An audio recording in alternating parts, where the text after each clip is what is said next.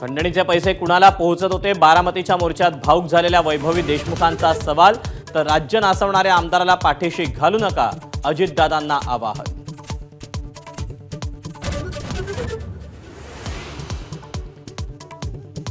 कृष्णा आंधळेला धनंजय मुंडेंनी फरार केलं, मनोज जरांगेंचा आरोप. तर राष्ट्रवादीच्या बैठकीत कृष्णा उपस्थित होता, धनंजय देशमुखांचा दावा.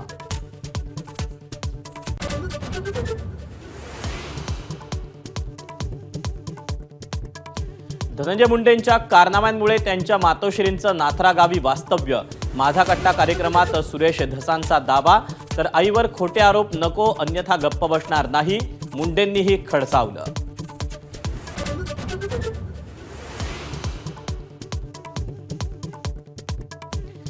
मारहाणीच्या व्हिडिओमुळे चर्चेत आलेला सुरेश धसांचा कार्यकर्ता सतीश भोसले अजूनही फरारच. ओबीसी आंदोलकांचा पोलीस ठाण्याबाहेर ठिय्या.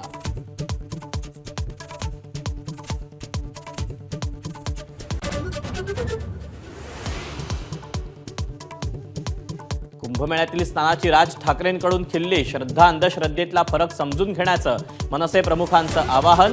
तर भाजपचा राज ठाकरेंवर पलटवार.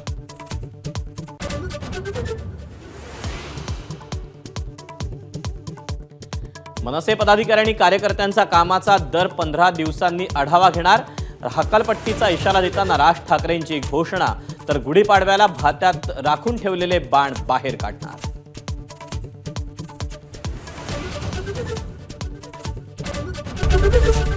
एबीपी माझा, उघडा डोळे बघा नीट.